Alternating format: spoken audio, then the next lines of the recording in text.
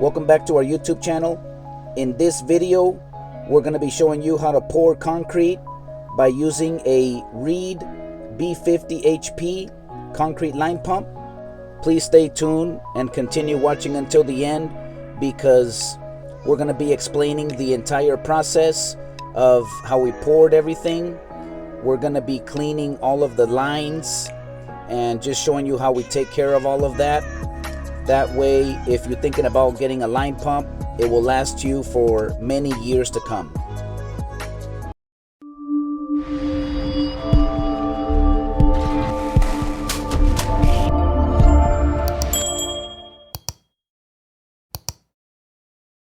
If you want to learn how to set forms and pour all kinds of concrete work with the proper finishing techniques, including how to use a line pump like we're going to be showing you today, then you're in the best place here on YouTube, since that's all we do here at Eternal Rock Construction. Consider subscribing to our YouTube channel and activate the notification bell, so that way you don't miss out on any future videos that we're going to be uploading in the near future. As you can see already, here we have a walkway that wraps around the entire house. We already set up all the perimeter forms. We put up plastic all over the house and along the fence. We have a lawn curb that we're going to be pouring today. It's 6-inch tall by 6-inch wide lawn curb that the customer is going to have here, which is going to make a nice division or nice accent to the backyard area. And over here where it ends, it basically leads to like a patio space. So that's the area that you see right there. It's a nice long patio area, and then it continues into a walkway that goes to the driveway. Our concrete supplier just arrived on site, so we're going to be able to pour the concrete here in a minute. This is the Reed B50HP concrete line pump that we recently purchased. If you haven't seen it yet, please check out our other video that I uploaded recently. I showed you some of the specs. What you see right here is an elbow coming out of the hopper. We have it set up with some clamps, and then we have a couple of reducers. The elbow is typically 5 inches, then it goes down to 4 inches, down to 3 inches, and then down to 2 inches, which is our line pump. All of our line pumps are 2 inches thick in diameter, and they're about 12 feet apart in length. And we also have a couple of jacks that help us to hold up the extensions and the reducers, so that's something really good to have on hand. And we like to put plastic all around where the hopper is, and we have a bucket, and this just helps us keep the job site clean and just help to be as professional as possible. We have the line pump going. This is on the right side of the driveway, and we basically just run it through the area where we're going to be pouring, and each segment is connected with the clamps. The clamps are pretty straightforward. You first put like a little rubber piece inside, and then you wrap around the clamp on either side of the connections, and then you just tighten it up, and that gives us all of the length that we need to this other side. So we're going to start pouring by the AC unit. And to pour the concrete, it's pretty straightforward. Our concrete supplier truck, they pour directly into our hopper. So they just fill it up to a certain point, and then from there we just start pumping it out through the lines. And our machine, it's equipped with a wireless remote control. I'll show you that here in a little bit. That the operator has it out there on the field, and they can control it. This is that remote control. It's about 3 inches wide by 5 inches long, and it has a couple buttons there side by side, the one on the left and the right. Those are to control the pump speed, or whenever you want more, you go on the right. And it also has like the speed, like if you want it to go faster or slower, if you want it to stop. It has a horn, the button at the very top. So it has a lot of different functions. And this is what we utilize for our guys that are out there. They can control it and manipulate the pump however they need. They have a little pouch that hangs around their neck, which they put the remote control inside, and it helps to keep it a little bit more clean. Especially when we start pouring the concrete, there's quite a bit of splattering all over the place. We were very thankful to make sure that the plastic was up around the AC unit, all up against the house, the siding, and the fence.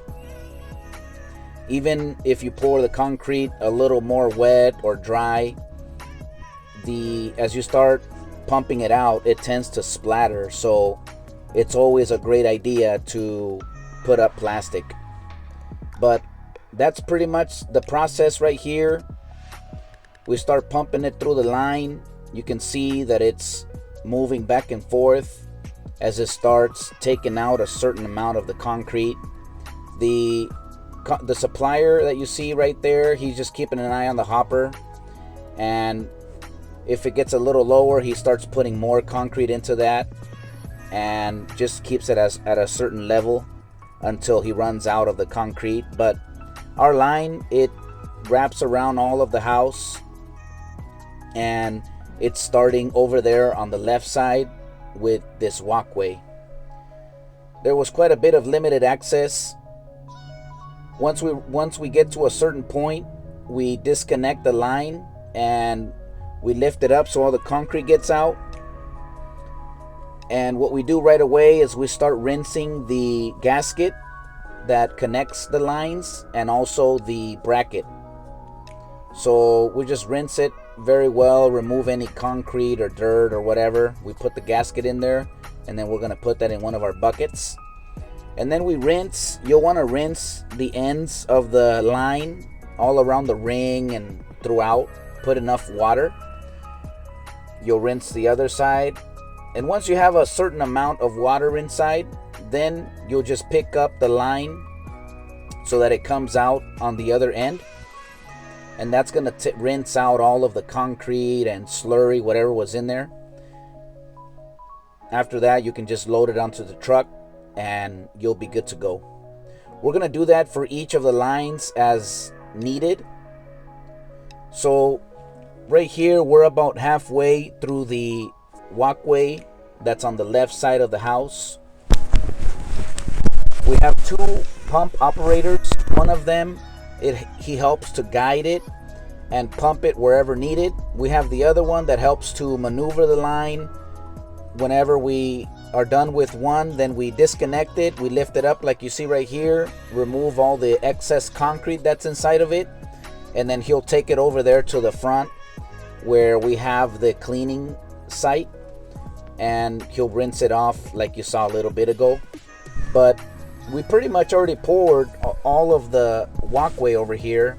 We're gonna start pouring the backside, and it's the same process. So he starts rinsing the one end, rinses the bracket and the gasket and all that, picks it up, dumps all that, and he'll leave it there. There's another one. So once you start advancing through the project, you're gonna have quite a few lines that you're just gonna need to rinse them off. And it's a good idea to do it right away, because the concrete, it's going to dry really fast, especially since there's not going to be a lot more inside of there. So you don't want to wait too long before you rinse everything out and then just put it away, especially since it doesn't really take that much time to do so.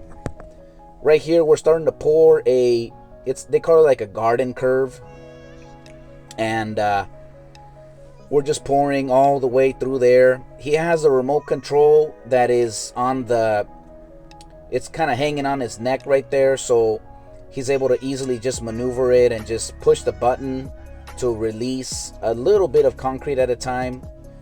We don't need a lot right here because it's only like a 6-inch wide and 6-inch deep area, so he just does it a little bit. And once he gets over here to the more open spot, now he's able to do it more freely. You can see right there up against the house how the concrete's splattering all over, and so, but thankfully with the plastic, that helps to protect most of the walls and the siding. And so now he's going to be able to pour quite a bit of concrete, and he's standing back about 3 to 4 feet from the area that needs it, and he just starts pouring it out so that way the concrete just falls into the area where needed. And from there he just keeps moving forward. He'll pour it on the right side, on the middle, on the left side. And the guys over there, they have their come along rakes. They're able to just move the concrete and get it as close as possible. Right here we're working on the other main patio area. So this is where I mentioned right here he's standing about 3 to 4 feet back from the edge, and he's just able to lift up the pump and just put the concrete out a certain amount. And we're just following that process until we go all the way through. I think in this job site we poured about 25 yards worth of concrete. So there's a lot of obstacles, a lot of different things that we have to work around. In this large area, we had a metal stake there in the center that we worked the level. So whoever is the foreman or the person in charge, they're letting us know where exactly they need the level to be, so that way we can make sure to only pour enough concrete. So like you see right here, they disconnected the line, they lift it up, shake it a little bit, it releases all of the concrete that's in there. He'll take it over there to that cleaning site and just rinse it off, and we'll load it on the truck so that way it'll be ready for the next job site. And we're almost getting done with this. We're over here on the right side of the house already. This is the final stretch of the walkway area. I couldn't get in there too much because, like you see, there's very limited access.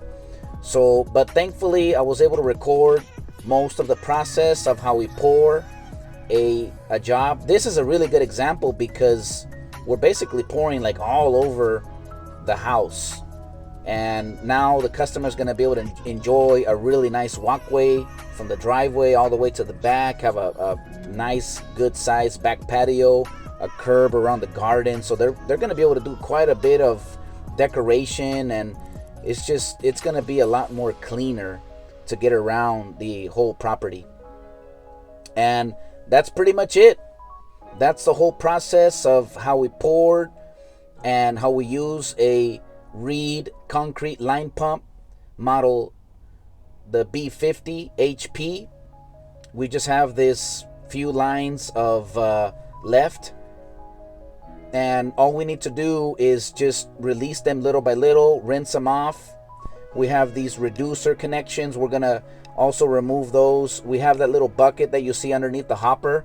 We use that to pour. If there's like quite a bit of excess concrete, we'll put it in that little bucket, and then we'll put that in like a wheelbarrow or something. We'll just try to keep the job site as clean as possible, so that way we can just maintain everything and give professional results. So we hope you like this video.